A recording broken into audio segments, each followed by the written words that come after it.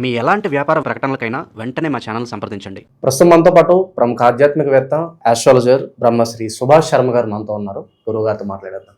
నమస్కారం గురుగారు. శ్రీమాత్రి. గురుగారు, 2025లో చాలా విపత్కర పరిస్థితులు చూసాం. కనీవేని ఎరగని రీతిలో చాలా డ్యామేజ్ అయితే జరిగినాయి మన దేశానికి కావచ్చు. రీసెంట్గా మనం చూసాము, ఢిల్లీ బాంబ్ బ్లాస్ట్ జరిగింది. చాలా వరకు రీసెంట్గా బస్సు ప్రమాదాలు చాలా ఎక్కువగా జరుగుతున్నాయి. చాలామంది ఏమంటున్నారంటే తాజాగా మనకి బ్రహ్మంగారి ఇల్లు కూడా కూలిపోవడం జరిగింది. దీనివల్లే ఈ ఇంపాక్ట్ అంతా ఉంటుందని చెప్పి ఒక వాదన అయితే ఉంది. సో వాస్తవాలు ఏంటి?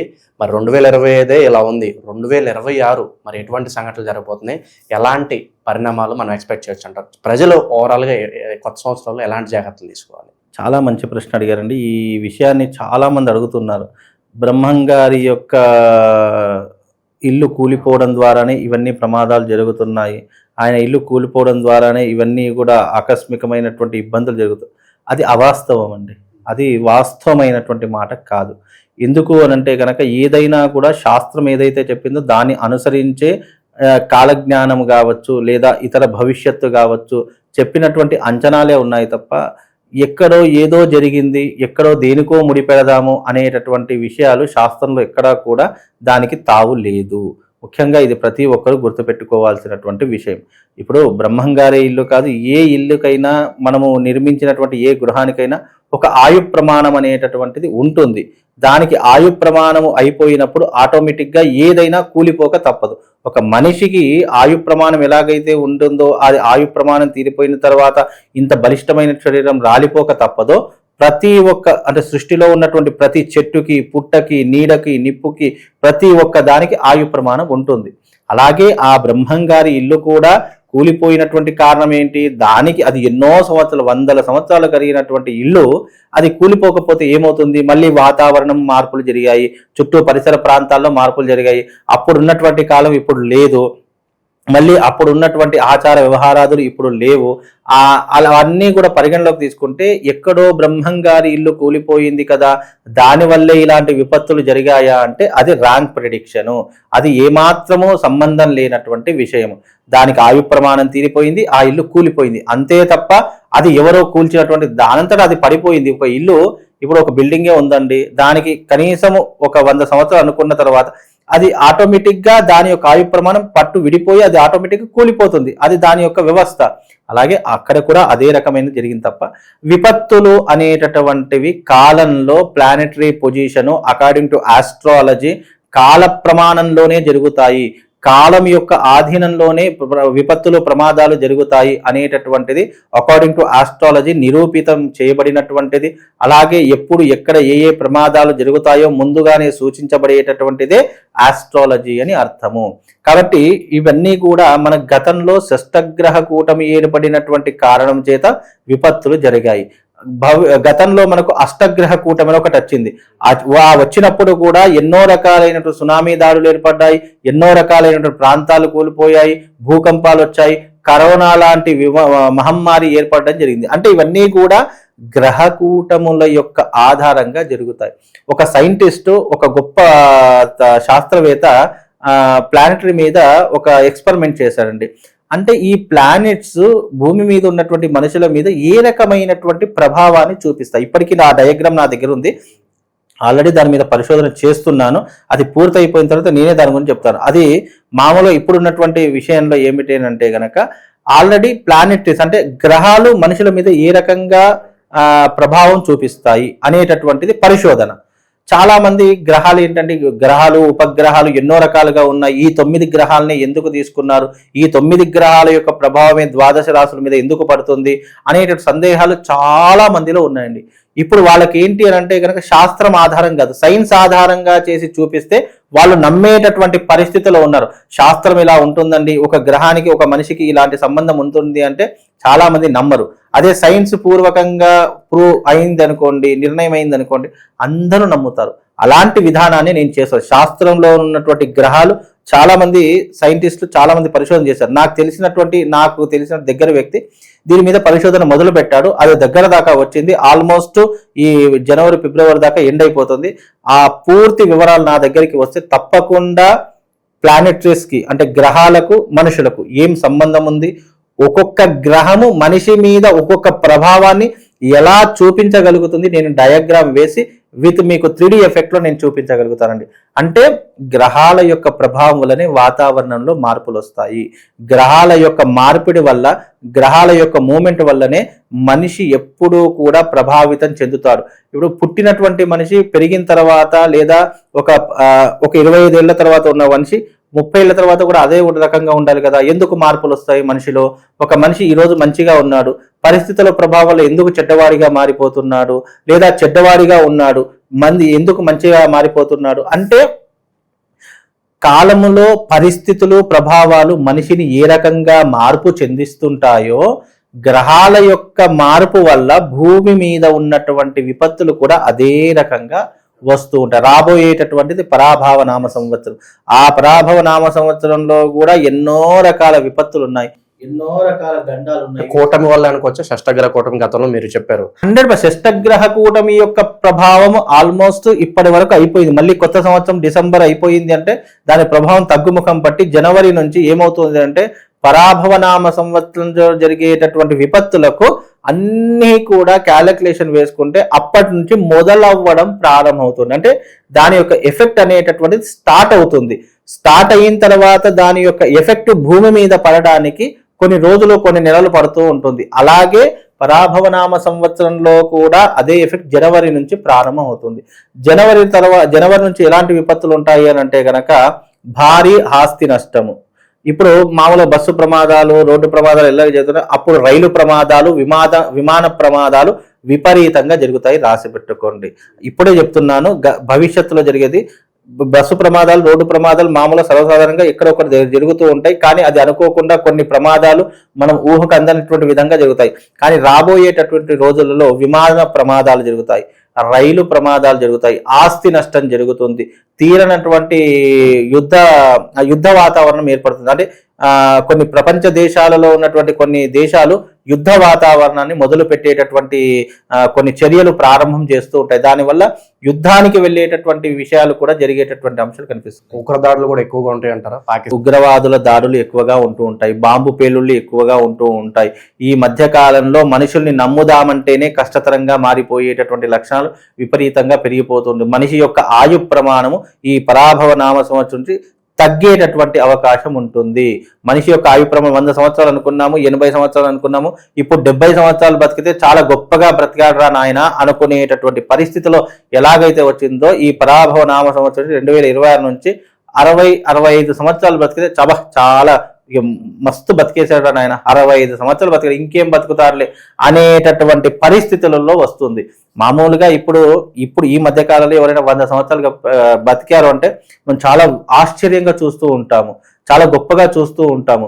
కానీ ఇప్పుడు ఉన్నటువంటి ఈ 2026 సంవత్సరంలో 65-70 సంవత్సరాలు బతికారంటే అబ్బా మస్తు బ్రతికేశాడ్రా నాయన, ఇంకెప్పుడు పోతాడ్రా అనేటటువంటి సిచ్యువేషన్కి మనిషి జీవితం వచ్చేస్తూ ఉంటుంది. అలాగే 2026 నుంచి ఇంకా కొత్తగా ఏమైనా మొదలవుతున్నాయి అని అంటే గనక ఈ యొక్క మాంసపు కృత్తులు తినేవాళ్ళు విపరీతంగా పెరిగిపోతూ ఉంటారు. ఈ కూరగాయలు, ఈ యొక్క సాత్వికమైనటువంటి ఆహారం తినేవారు తరిగిపోయి మాంసపు కృత్తులు విపరీతంగా తినేటటువంటి వారు పెరిగిపోతారు. సో గోవులను వధించడం, గో సంహారం, ఇది అన్నీ జరుగుతాయండి. అన్నీ కూడా జరిగేటటువంటి అప్పుడు పట్టించుకోలేనటువంటి విధానంగా జరిగిపోతూ ఉంటాయి. అలాగే హిందుత్వం అనేటటువంటిది బలపడేటటువంటి అవకాశం ఏర్పడేటటువంటి సమయం. హిందుత్వంలో బలం ఎక్కువగా పెరిగిపోతూ ఉంటుంది. ఎందుకు అనంటే గనక అధర్మం ఎప్పుడైతే చెలరేగుతుందో ధర్మం వచ్చి నిలబడుతుంది. ఆ ధర్మం నిలబడడానికి హిందువులందరూ కూడా ఐక్యమయ్యేటటువంటి రోజు 2026. హిందువులందరూ కూడా ఒకే వేదిక మీదకి వచ్చేటటువంటి రోజు 2026. కనుక హిందువులంతా కూడా బలాన్ని పుంజుకుంటూ ఉంటారు. హిందుత్వం అంతా కూడా ఒకటే అనేటటువంటి నినాదంతో ఉంటూ ఉంటారు. 2026 నాటికి బీజేపీ కూడా బలాన్ని పుంజుకుని వచ్చేటటువంటి అవకాశం ఉంది. సెంట్రల్లోనే కాదు, స్టేట్లో కూడా బీజేపీ కూడా ఎక్కువగా బలాన్ని పుంజుకునేటటువంటి అవకాశాలు కూడా ఈ 2026 నాటికి ఏర్పడతాయి. గురుగారు, గతంలో మీరు చెప్పారు మన ఆంధ్రాలోనే ఒక రాజకీయ పార్టీకి చాలా వరకు గట్టుకాలం ఉంది, ఇబ్బందికర పరిస్థితి ఉంది అంటారు. దాని గురించి ఏంటో 2026లో పరిస్థితి ఏమన్నా అటు ఇటు అవ్వచ్చు అంటారా? మరి తప్పకుండా అవుతుందండి. రాష్ట్ర రాజకీయాలతో పాటు దేశ రాజకీయ భవిష్యత్తులు కూడా మారబోయేటటువంటి సంచలనమైనటువంటి నిర్ణయాలు 2026లో తీసుకునేటటువంటి అంచనాలు కనిపిస్తాయి. తప్పకుండా రాజకీయాల్లో మార్పులతో పాటు సంచలనాత్మకమైనటువంటి నిర్ణయాలు ఎన్నో రకాలుగా మనకు మీడియా ముఖం ద్వారా కావచ్చు, రాజకీయ నాయకుల ద్వారా మన చెవిన పడతాయి అనేటటువంటిది కూడా గుర్తుపెట్టుకోండి. అలాగే సినిమా రంగంలో కూడా ఎన్నో రకాలైనటువంటి మార్పులు వస్తూ ఉంటూ ఉంటాయి. ఇప్పుడు గతంలో అంటే దాదాపుగా ఒక 10-15 సంవత్సరాల క్రింద దాదాపుగా సినిమాలన్నీ కూడా దాదాపుగా 50 రోజులు లేదా 100 రోజులు ఆడేటటువంటి అంచనాలు ఉండేటటువంటివి. అప్పుడు ఉన్నటువంటి టెక్నాలజీ ప్రకారంగా అన్నీ కూడా మనము ఈ వెండి తెర మీదనే చూసేవాళ్ళం, పెద్ద తెర మీదనే చూసేవాళ్ళం. కానీ ఇప్పుడు అలా కాదు. ఎంత పెద్ద సినిమా తీయనియండి, 100,000 కోట్లు పెట్టి సినిమా తీయనండి, దాదాపుగా థియేటర్లో వారం 10 రోజుల కంటే ఎక్కువ నడుస్తలేదండి. అలాంటి తరహాలు తగ్గిపోతాయి. అంటే వెండి తెరలో తగ్గిపోయి చలనచిత్ర రంగం పెరిగిపోయేటటువంటి అంటే ఓటీటీ ప్లాట్ఫారమ్స్ విపరీతంగా పెరిగిపోయేటటువంటి లక్షణాలు ఉంటూ ఉంటాయి. ఏదో చిన్న చితక సినిమాలు ఏదైనా ఆడాయంటే థియేటర్ల సంఖ్య తగ్గిపోతుంది, థియేటర్ల సంఖ్య తగ్గిపోతూ ఉంటుంది, ఓటీటీ ప్లాట్ఫారమ్స్ పెరిగిపోతూ ఉంటాయి. నీకు వెండి తెర మీద ఉన్నటువంటి సినిమా వారం 10 రోజుల్లో నీకు ఓటీటీ ప్లాట్ఫారం మీద వచ్చేటటువంటి అవకాశాలు. మళ్ళీ ఇంకోటి ఏంటంటే మామూలుగా వెండి తెరలో వచ్చేటటువంటి సినిమాల కంటే ఓటీటీలలో వచ్చేటటువంటి సినిమాలే ఎక్కువగా జరుగుతూ ఉంటాయి. ఈ 2026 నాటికి ఆ రకమైనటువంటి అలా గురుగారు ఉద్యోగాల్లో చాలా వరకు కోతలు, చాలా వరకు ఉద్యోగాలు పోయాయి. ఏ వల్ల కావచ్చు, ఇతర కారణాల వల్ల కావచ్చు, చాలా వరకు కూడా మళ్ళీ అగ్రికల్చర్ వైపు మొగ్గు చూపుతుంది. 2026లో తప్పకుండా ఉద్యోగాలు అనేటటువంటివి కనుమరుగైపోతాయి. ఎవరికి వాళ్ళు సెల్ఫ్గా ఉద్యోగం చేసుకోవడం, లేదా తనకు బ్రాంచ్ పెట్టుకోవడము, లేదా వ్యాపారం చేయడము, లేదా అగ్రికల్చర్ అంటే పొలం ఉంటే పొలం దున్నుకొని బతుకుదాం రా నాయన, ఈ ఉద్యోగాల కంటే ఇది బెస్ట్ రా అని అనుకునేటటువంటి పరిస్థితులు ఏర్పడతాయి. ఇక అంటే ఏమవుతుంది, ఉద్యోగాలు ఎందుకు తగ్గిపోతున్నాయి అనేటటువంటి చాలా మనకు టెక్నాలజీ పెరిగిపోయింది. ఏ ఆప్షన్ వచ్చిన తర్వాత మనుషులు చేసేటటువంటి పని కంప్యూటరే చేసేస్తూ ఉంటూ ఉంది. కాబట్టి టెక్నాలజీ పెరిగిపోయింది, ఏ ఆప్షన్స్ పెరిగిపోయాయి. అలాగే ఇప్పుడు ఉన్నటువంటి టెక్నాలజీ పరంగా కూడా 10 మంది చేసేటటువంటి పని కంప్యూటర్ ఒక రోజులోనే చేసేస్తూ ఉంది. అంటే అప్పుడు ఏమవుతుంది, మనుషుల యొక్క ఏదైతే పని ఉందో అది ఈ యంత్రాంగం చేసేస్తుంది. యంత్రం చేసినప్పుడు మనుషులతో పని ఉండదు, కాబట్టి వాళ్ళకి జీతాలు ఇవ్వాల్సిన పని ఉండదు. కాబట్టి ఉన్న ఉద్యోగాలు కాపాడుకుందాం అనుకునేటటువంటి పరిస్థితులే ఉంటాయి తప్ప కొత్త ఉద్యోగాలు అనేటటువంటివి రావడమే చాలా కష్టమైపోతూ ఉంటుంది. కాబట్టి టెక్నాలజీ పెరుగుతుంది అని అనుకుంటున్నాము, అది మనుషుల మీద భారాన్ని పెంచుతుంది అనేటటువంటిది మనం అర్థం చేసుకోలేకపోతున్నాం. అది ఎప్పటికైనా టెక్నాలజీ ఎంతెంత పెరుగుతుందో మనిషి మీద భారము అంతంత పెరుగుతుంది అని 2026లో మనకు అర్థమవుతుంది. ఇప్పుడు అర్థం కాదు, 2026 నేను ఇప్పుడు ఎందుకు చెప్పాను, 2026లో మీకు అర్థమవుతుంది. అప్పుడు మళ్ళీ ఈ రిపీట్ వీడియో మనం వేసుకునేటటువంటి అవసరం ఏర్పడుతుందండి. 2025లో చాలా విపత్తులు ఉన్నాయండి, మనుషులందరూ పరాభవించబడతారు. అలాగే సంస్కృతి సాంప్రదాయం మొత్తం తగ్గిపోయేటటువంటి లక్షణాలు ఉంటూ ఉంటాయి. స్త్రీలలో విపరీతమైనటువంటి విచ్చలవిడితనం ఇంకా విపరీతంగా పెరిగిపోవడానికి ఈ 2026 నాంది పలుకుతుంది. నాంది మాత్రమే, పునాది మాత్రమే, ఇంకా పూర్తిగా కాదు. 2026 నుంచి తీసుకుంటే గనక 2050 2060 సంవత్సరం వరకు ఆడవారికి మగవారికి పెద్ద తేడా ఏమి ఉండదు. ఇక రెండు సమానమే ఉంటూ ఉంటాయి. మగవారు ఎలా ఉంటారో ఆడవాళ్ళు కూడా అదే రకంగా ఉంటూ ఉంటారు. పెద్ద వాళ్లకు విపరీతమైనటువంటి జనాదరణ పెరిగిపోతూ ఉంటుంది. వాళ్ళకు కూడా న్యాయ వ్యవస్థ వాళ్ళకే మద్దతుగా ఉంటూ ఉంటుంది.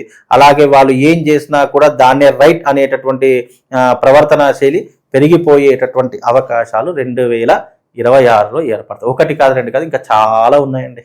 గురుగారు ఒకప్పుడు విదేశాలు అంటే చాలా ఈజీగా వెళ్ళిపోయేవాళ్ళు సరదాగా. ఇప్పుడు చాలా వరకు పరిస్థితులు మారిపోయినాయి. చాలా అక్కడ ఉన్న వాళ్ళే అక్కడ ఉండాలా వద్దా అని ఆలోచన ఉన్నారు. చాలా వరకు అక్కడ కూడా ఇబ్బందికర పరిస్థితులు ఉన్నాయి. మరి 2026 విదేశాల గురించి ఏం చెప్తారు? 2026లో గుర్తుపెట్టుకోండి, మన భారతదేశం నుండి వెళ్ళిపోయిన ప్రతి ఒక్కరూ మళ్ళీ తిరిగి భారతదేశానికి రావలసిందే. ఇక మనకు విదేశాలలో బ్రతుకుదామనుకున్నా బ్రతకలేనటువంటి సిచ్యువేషన్స్ వస్తాయి. అక్కడ ఉన్నవన్నీ అమ్మేసుకొని మళ్ళీ ఇండియాకే రావడం జరుగుతుంది. ఇది ఖచ్చితమైనటువంటి అంచనా, మీరు రాసి పెట్టుకోండి. అకార్డింగ్ టు ఆస్ట్రాలజీ ఎవరైతే భారతదేశం వదిలిపెట్టి వెళ్ళిపోయిన ప్రతి ఒక్కరు, సైంటిస్టులు కావచ్చు, ఉద్యోగస్తులు కావచ్చు, వ్యాపారస్తులు కావచ్చు, వాళ్ళందరూ తిరిగి భారతదేశానికి వచ్చేస్తారు. ఇది మాత్రం ఇప్పుడు ఎవరైతే వెళదాము అని అనుకుంటున్నారో మళ్ళీ వాళ్ళు భారతదేశానికి రావాల్సిందే, వాళ్ళ స్వస్థలానికి రావాల్సిందే, మళ్ళీ ఇక్కడే బ్రతకాల్సిందే తప్ప అక్కడ బ్రతకలేరు, అక్కడ ఉద్యోగం చేయలేరు, అక్కడ కలిసి ఉండలేరు.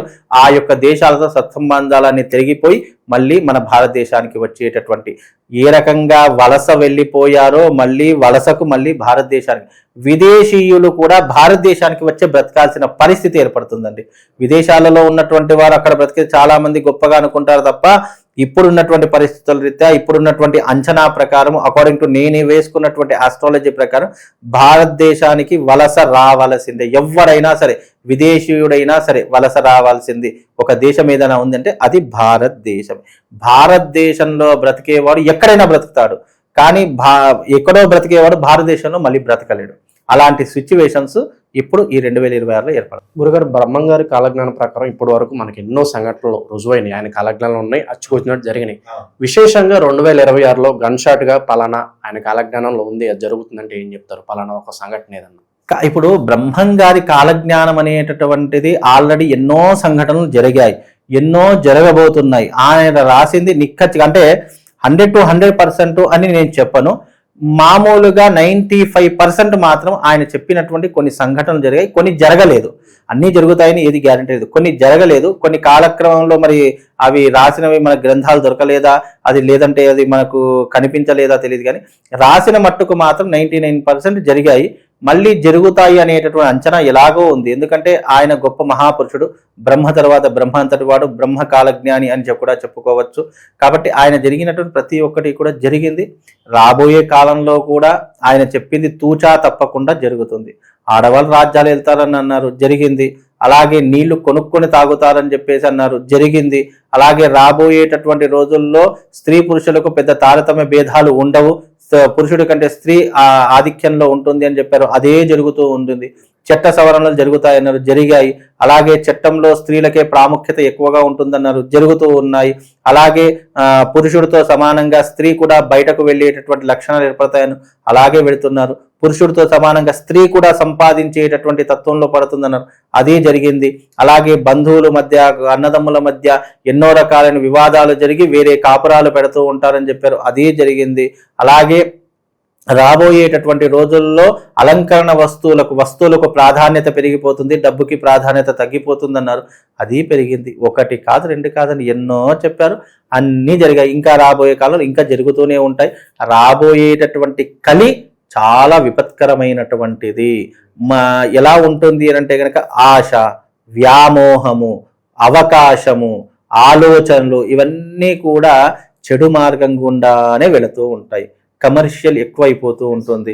అలాగే దోచుకునే వాళ్ళు ఎక్కువైపోతారు, దొంగలే రాజ్యాన్ని ఏలుతూ ఉంటారు. ఎవరైతే చెడ్డవాడు ఉన్నాడో వాడే మంచివాడిలా గుర్తింపబడుతూ ఉంటాడు తప్ప మంచివాడికి నీళ్లు లేవు, చెడ్డవాడికి ఈ భూమి మీద అన్ని రకాల సౌకర్యాలు దొరుకుతాయండి. ఇక చివరి ప్రశ్న గురుగారు, మనకి తెలంగాణలో కావచ్చు, ఆంధ్రాలో కావచ్చు, మళ్ళీ అప్కమింగ్ ఎలక్షన్స్ ఉంటాయి. సో సుభాష్ శర్మ గారి ప్రెడిక్షన్ ఏంటి? ఎవరు గెలుస్తారు? ఖచ్చితంగా మీరు సమాధానం అయితే చెప్పాలి గురుగారు. ఇప్పుడు ఎలక్షన్స్ అనేటటువంటివి ఇప్పుడు లేవు కదండి. ఇప్పుడు ఈ సంవత్సరం 2026లో ఉంటే చెప్పేవాడిని, అవి ఎప్పుడున్న 2029లో ఉండేటటువంటి లక్షణాలు. అంటే మీ అంచనా ఒకటి ఉంటుంది కదా. నాకు అంచనా అంటే వచ్చేసేసి ఇప్పుడున్నటువంటి తరహాలో మాత్రం రాబోయేటటువంటి ఎలక్షన్స్లో బీజేపీ వచ్చేటటువంటి అవకాశము మన రాష్ట్రంలో, అంటే ఈ ఇప్పుడున్నటువంటి ప్రభుత్వాలతో పోల్చుకుంటే బీజేపీ ప్రభుత్వం బలాన్ని పుంజుకునే, అంటే ఈ రాబోయే 3 సంవత్సరాల్లో బలాన్ని పుంజుకునే అవకాశము మన స్టేట్లో కూడా బీజేపీ వచ్చేటటువంటి అవకాశాలు నాకు ఎక్కువగా కనిపిస్తున్నాయండి. ఎందుకు అంటే ఒక పార్టీకి మద్దతు అనేటటువంటిది కాదు, సెంట్రల్ ఇప్పుడు స్టేట్లో ఎవరున్నా సెంట్రల్లో బీజేపీ ఉండాలి అనేటటువంటి నినాదం ఎలాగైతే వచ్చిందో అలాగే మనకు కలియుగంలో విపత్కాలము, ఆపత్కాలం పెరుగుతున్న కొద్దీ మన స్టేట్లో కూడా బీజేపీ వస్తే బాగుంటుంది అనేటటువంటి అంచనాలు ప్రజలందరికీ పెరిగిపోయాయి. కాబట్టి ప్రజల దృష్ట్యా, అకార్డింగ్ టు ఆస్ట్రాలజీ దృష్ట్యా, నా యొక్క ఊహకు మాత్రము నేను వేసుకున్న అంచనా ప్రకారము బీజేపీ వచ్చేటటువంటి అవకాశం ఉంది అని ఇప్పుడున్న తరహాలో చెప్తున్నాను. మళ్ళీ 2029లో ప్రొడిక్షన్ మారవచ్చు, అది కూడా చెప్తున్నాను. కానీ ఇప్పుడున్న తరహాలో మాత్రం బీజేపీ వచ్చేటటువంటి అవకాశం కనిపిస్తుంది. ఓవరాల్గా 2026లో ఎలాంటి పరిణామాలు జరగబోతున్నాయి, ప్రజలందరూ ఏ విధంగా జాగ్రత్తలు తీసుకోవాలి, ఎన్ని విపత్కర పరిస్థితులు వచ్చినా కాలంతో పాటు మనం కూడా ముందుకు సాగిపోవాలి. హోప్ఫుల్లీ అంతా మంచిగానే జరగాలని కోరుకుందాం గురుగారు. ధన్యవాదాలు.